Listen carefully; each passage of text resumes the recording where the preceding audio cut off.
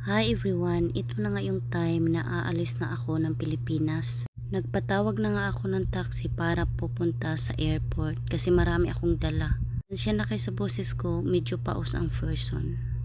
Ito pala ang malita na dala ko. Akala mo hindi na babalik. At saka may coat naman akong dala kung sakaling lamigin ako.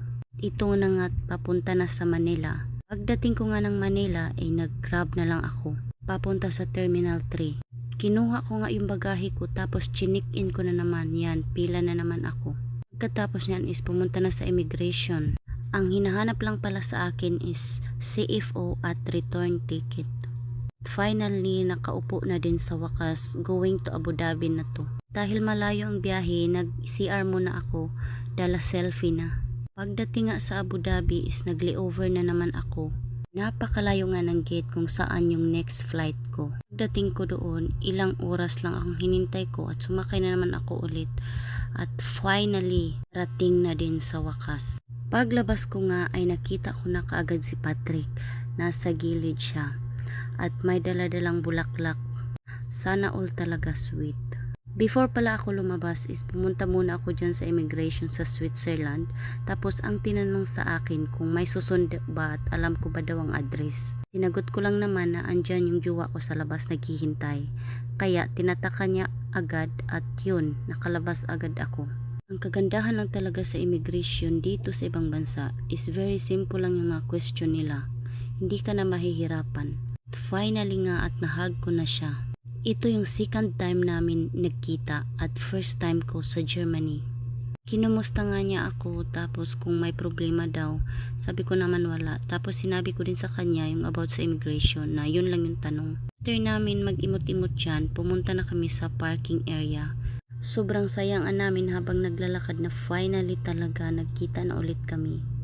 Sabi pala niya may surprise daw siya sa akin doon sa sasakyan. Pagdating nga doon, nagulat nga ako sa sobrang laki ng teddy bear, kilig yan day. After nyan, pumunta na kami doon sa party ng family niya. Yun lang pala yung mga picture na nakuha ko. Hindi na ako nagpipicture sa kanila kasi alam nyo na nahihiya talaga ako, first time ko pa naman. Kasi ang pagkakaalam ko talaga, hindi lahat ng mga foreigners gusto nilang magpicture. While on the way nga doon, first time kong makaranas o makakita ng snow. Sobrang saya ko pero napakalamig talaga.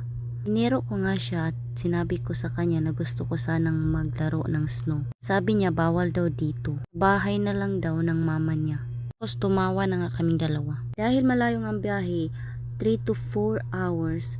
Tapos kailangan namin magdahan-dahan sa pag-drive kasi maulan. Ito naman yung second attire ko doon sa family niya. Dahil maraming naganap doon at wala akong nakuhang video kasi nahihiya nga ako. Kaka ko next time pag may lakas na ako ng loob. After that week, umuwi na nga kami at parang hindi ako okay kasi palaging sumasakit ang ulo ko at saka puson ko. Nag-a-adjust pa kasi yung katawan ko dahil sa weather dito at sa oras. Hindi magkapareho sa Pilipinas. Medyo malayo nga ang biyahe, so inaabutan kami ng ulan. Then pagdating naman sa bahay, pinag-rest ako ni Patrick. Tapos siya muna ang magluto, maghugas, lahat ng kailangan ko binigay niya. Hindi niya muna ako pinatayo kasi nga masakit ang puson ko day. Pinagtimplan niya nga ako ng kape kasi alam niyo na, coffee is life. Tapos tinabihan niya ako nanood ng movie, siya naman sa phone lang. Tapos pag may kailangan daw ako, sabihin ko lang daw sa kanya at siya na daw ang tatayo. Binigyan niya din ako ng mga gamot.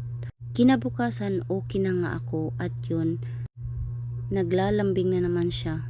Sobrang sweet talaga ni Patrick at finally makapaglaro na siya pero nasa tabi niya pa din ako. Sabi nga niya mag-rest lang daw ako. Next week daw pag okay ako gagala ulit kami. Yun lang muna. Thank you very much and God bless you all.